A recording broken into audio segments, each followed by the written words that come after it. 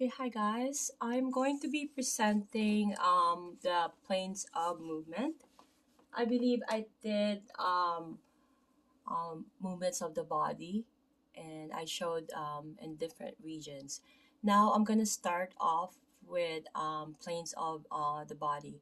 Okay, so when the body is in the standard anatomical position, standing erect with the palms facing forward, it can be divided into three imaginary planes. Okay, so these planes can help clarify and specify movements. So the sagittal plane is so this line here, if you can see, so it divides the body into left and right halves. So you can see, right? The left or the okay, this is the right, sorry. The right is the darker shade. It's shaded so that you can see, okay? And descriptive terms, sorry about that, medial and lateral correlate to the sagittal plane. So the actions of flexion and extension occurs along this plane. And the midline or mid-sagittal plane runs down the center of the body. So dividing the sagittal plane into two symmetrical halves. Okay, so you have to establish this so that you know. So when um, we're doing flexion and extension, this is in this occurring in the sagittal plane.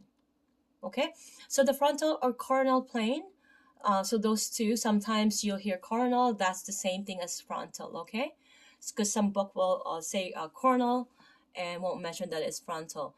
Okay, so it divides the body into front and back portions. So the term anterior and posterior relate to the frontal plane. The actions of adduction and abduction happen along this plane. Okay, so keep that in mind. So dividing the body into upper and lower part is the transverse plane.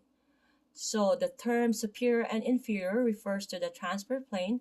Rotations happen within this plane. Okay, so I established this. So rotation happens with this plane. Okay, so we're gonna talk about directions and positions. So specific terms are used to help communicate location, direction, and position of the body structures. So these terms replace more general reference like up there or north of here, which are less precise and can be confusing. So each direction is paired up with its complementary direction. Okay, so um, if you can see up here, um, the um, the person is having a sideways view, right? So the superior and division of whereas like the where the lumbar, so that's the superior, and the inferior is from that end to lower. Okay, going distally, or sorry, I'm not gonna even mention that yet. So superior and inferior. So superior refers to a structure closer to the head. Inferior means closer to the feet. So the shoulders are superior to the knees. So if you were referring, let's say you were talking to a neurologist or a doctor, which you most likely will be doing. Sorry about that. Um, Okay, so the knees are inferior to the shoulder, right? So something like that. So we have to know how to refer or to in terms of the anatomical position in reference to that. Okay, so we're moving to this image here. The term cranial, closer to the head, and caudal, closer to the buttocks. Okay, so are used when referring to structures on the trunk. So, for example, the umbilicus core, the umbilicus is caudal to the clavicles. Clavicle, but when we're talking to client, we're not gonna say clavicle.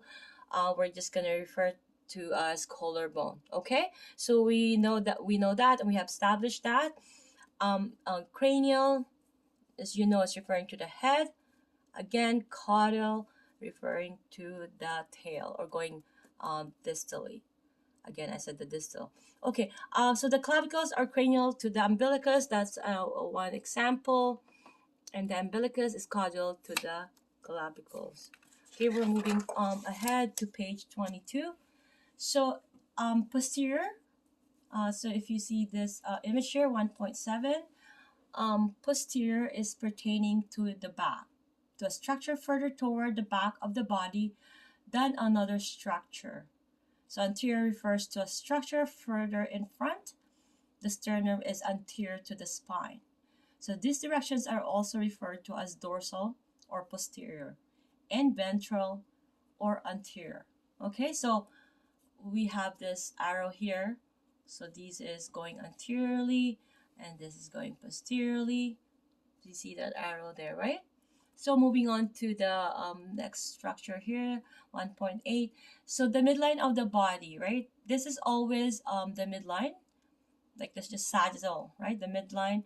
So if we are going towards the midline of the body, we are going medially, right? So that's going, that you see that arrow is going medially, and this, if we're going away towards the midline, that is lateral. Okay, so medial pertains to a structure closer to the midline or center of the body, and lateral refers to structure further away from the midline.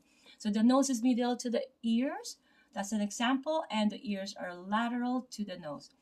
Okay, so we're going to move forward to this image here, 1.9.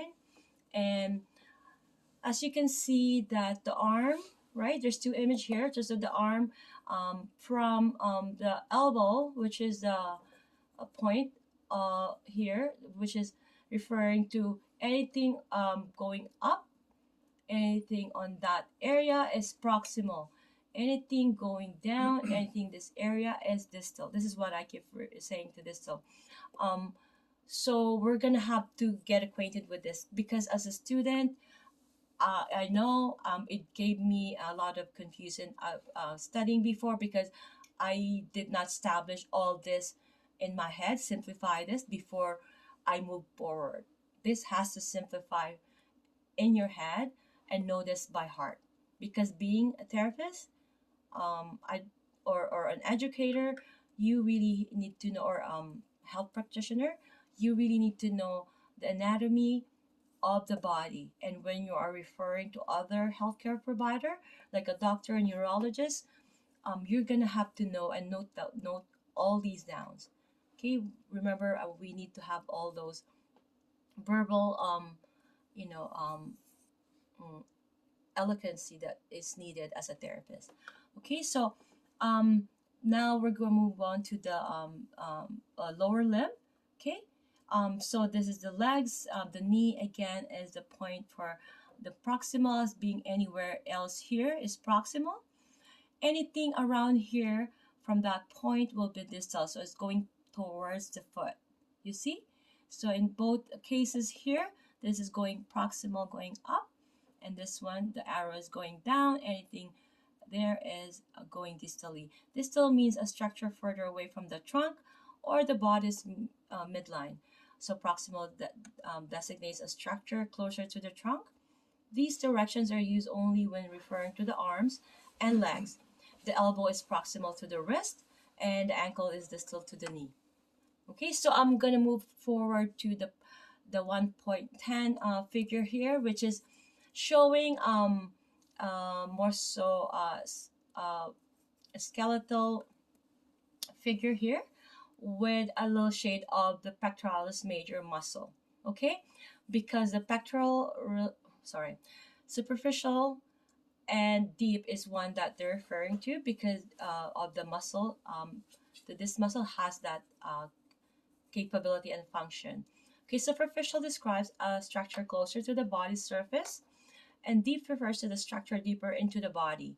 So the pectoralis major muscles is superficial to the ribs, right? The ribs are deep to the pectoralis major. Okay, I'm gonna have to do another video, part 2. Oops. Okay. Boo boo.